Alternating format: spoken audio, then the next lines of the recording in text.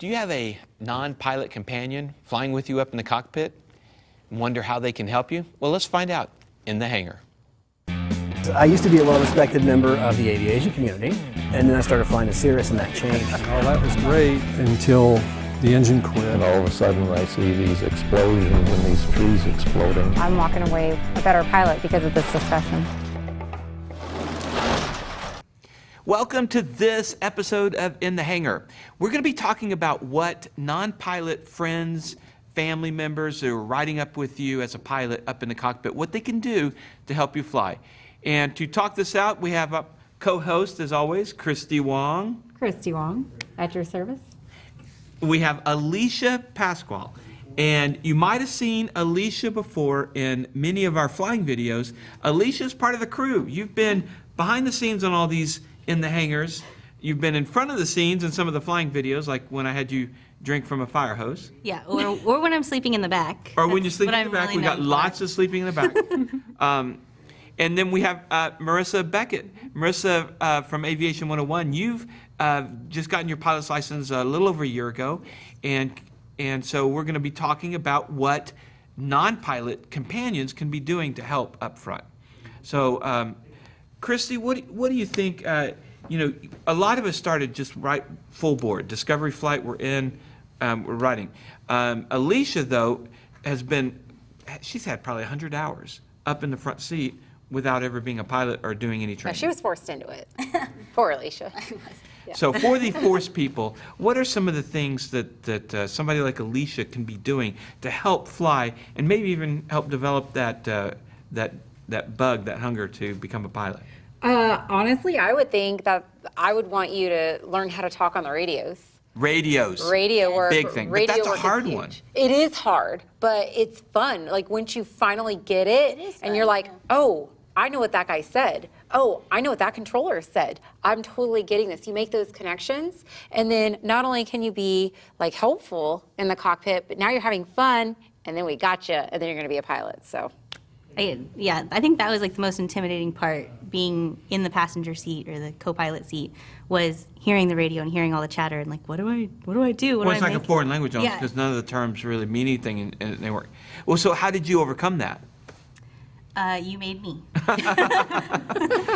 You're like, listen for this number, and when they give it to you, put it in this thingy. And so I did, and then, they said squawk, something, something, something, and I said, oh, something, something, something, and then we were off and running, and yeah. Well, and for you, what we were doing is we were flight following, and so we're just doing the handoffs, and that was a real simple way, a real predictable radio chatter way to do things, is say, okay, they're going to come on, and they're going to give you a channel that they want you to change to. And you need to say this and respond this, and they'll say this, and then you do that. And isn't that pretty much the first radio stuff you did?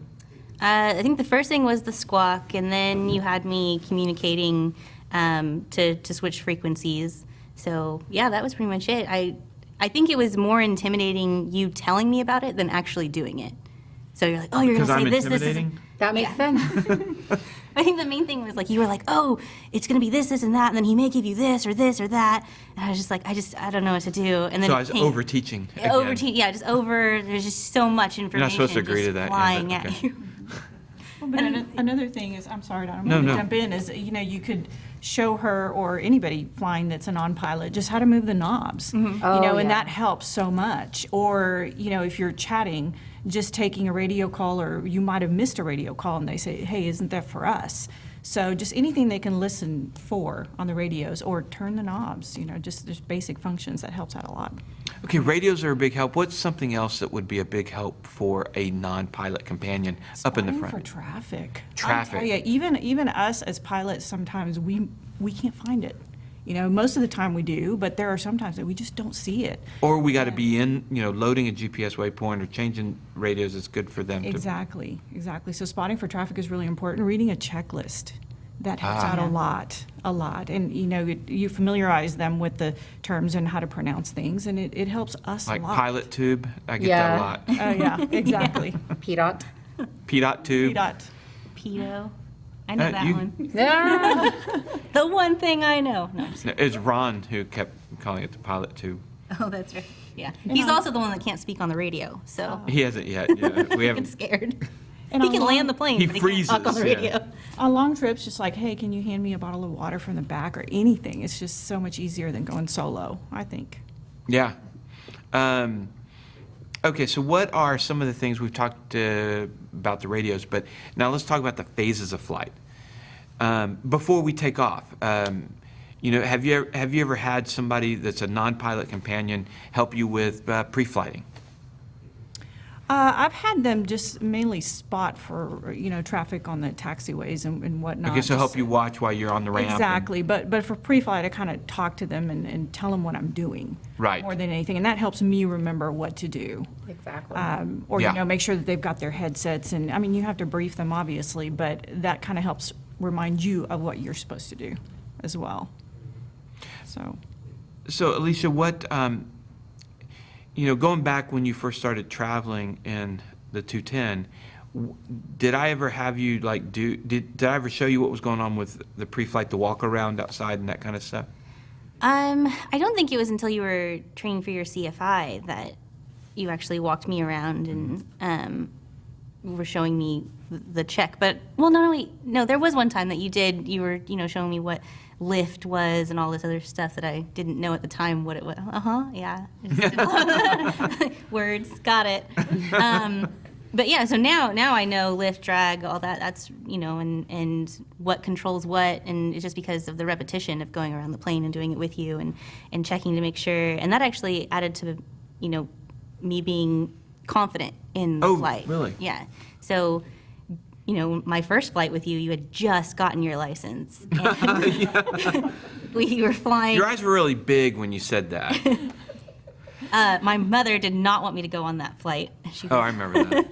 She was like, it's a small plane. Small planes fall out of the sky all the time.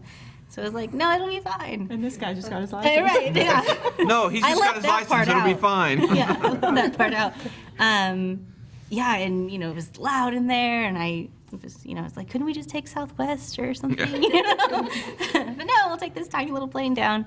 And that one was not as a complicated of an airplane as the one that does the 210 as Lola.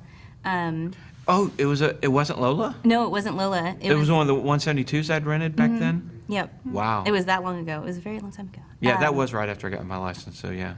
And yeah, so I had no idea. I didn't know what to expect. I didn't know anything. And we went up, and I was kind of scared. And then that's whenever you had me do the squawk. Because you're like, I'm going to make her busy. I think you could tell I was a little bit nervous. And then we landed, we did the job, we went back, and everything was good. And then you got the 210. And from there, it was like, holy cow, what's this? It was really big. It was really big. It had lots of buttons and lots of controls. But and then you started to explain to me that a lot of it is just redundancy. Like, so it's, there's this, and then there's this backup. And then if that fails, then there's this other backup and things like that. So learning what everything was made it a lot less intimidating. Well, I think it's interesting what you said. When I do see somebody that's nervous, I do try to give them a job because it gets their mind off of being nervous. Mm-hmm. So even if, hey, they're going to give us a 4-digit code, punch it in right here, and the number won't be over 7. So, yeah. So it'd be a good idea to give your non-pilot companion, just something to do. Just it helps them. Here's the next question I have. Was it scary to the point where you're like, I don't want to do this anymore? Or did you actually, have you fallen in love with aviation? Where are you at in that regard? I have fallen in love with it. I wish I could sink myself more into it. I've just been so busy outside of flying with work that I haven't been able to. But yeah, you let me take off that one time, and I was like, oh, I might be able to do this. And it was difficult, but it was exciting. And you learned trim on that I flight? did learn you learned trim. straight and level flight? Mm-hmm. And you did really well. You were quick to it. And of course, I had all the comments on the video about how could you teach her on a complex, high-performance aircraft? Right. I don't think everybody really She'll never want to understood. fly again. But I don't think everybody really understood that I had been in that plane so many times before then. Well, and it wasn't a lesson. It was, we were going home from a shoot. It was a 4-hour cross-country. So, yeah. Which leads me into the next point. You can have your non-pilot companion helping out with like, hey, can you take the flight controls for a minute? Because that gives them a sense of Oh, power. yeah, absolutely. So like those early experiences really can make or break somebody's love for aviation. And so being able, I do a lot of discovery flights, Right. with a lot of times with younger You took one of my teenagers. crew people, another one of my Exactly, crew people. but sometimes I go up with adults, and it's the same thing. You can make or break somebody. And when I took your crew member up, I let her take the controls for a minute, and I mean, you could just see, like, it's like she went to a whole different place. We got on the ground, and she was like, oh yeah, that was good. So, but just stuff like that, you can give them jobs to do. Now, you're still watching the controls, of course, because you're PIC, but why not give Alicia the controls? Why not, let her take it and feel that sense of power and, authority and control and awesomeness? Well, and I don't know what you do, Christy, but I think a lot of the times when people don't understand what's going on, for example, with the bumps, if you explain it to them that air is just like water. Oh, We're yeah. just moving. And if they understand that, it's a lot less intimidating for them. And they're able to feel a little bit more relaxed about it. But if you overcomplicate things, that's when they get more nervous because they don't understand what's going on and why the airplane's bumping up and down Right. in turbulence. So.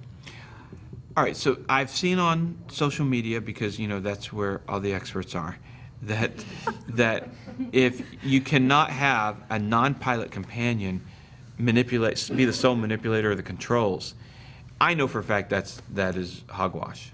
But have you seen that argument? I've seen people flame up online saying, you had her take the controls. Well, of course you did. You're the PIC. Okay, so what about landing? What an approach can the non-pilot companion help the pilot flying? Oh, I know this one. Just shut up. Very good.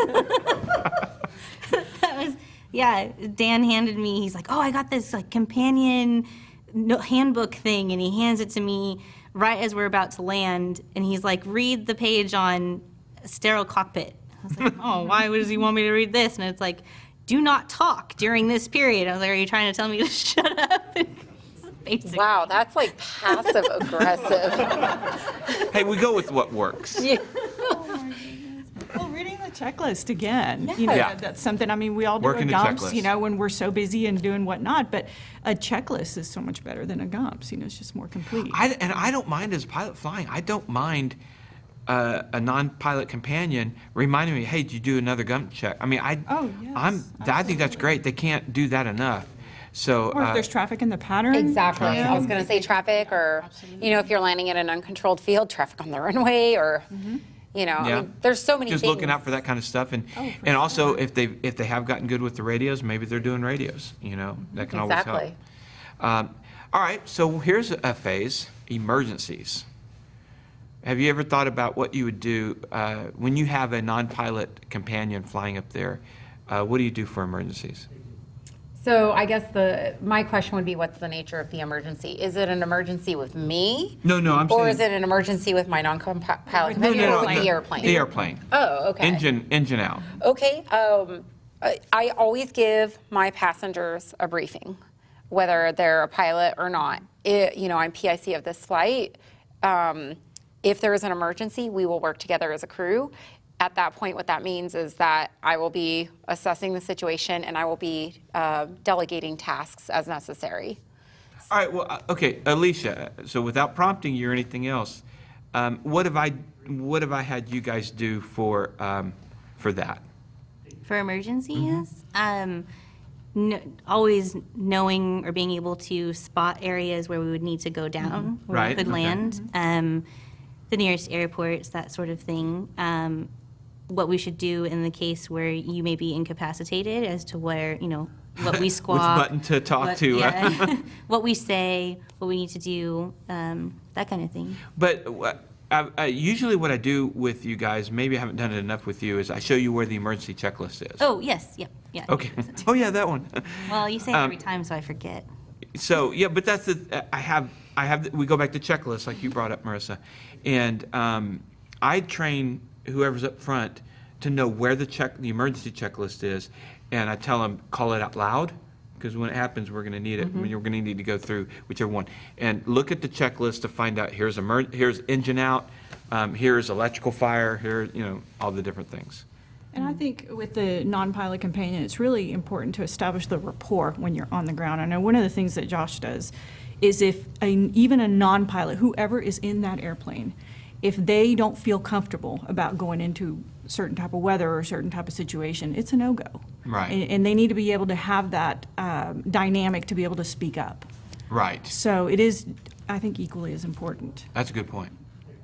So, all right, any last thoughts about what the non-pilot companion can do to help out in the flight? I want to know what Alicia wants. As my non-pilot companion, I want to know what she wants out of this flight. So, you know what I mean? Like, is there something in particular that you are looking for when you go up there? Are you just looking to be a passenger and yeah, you'll do what Dan asks you to do? Or are you seeking something? Are you wanting something? Is there something you want to do?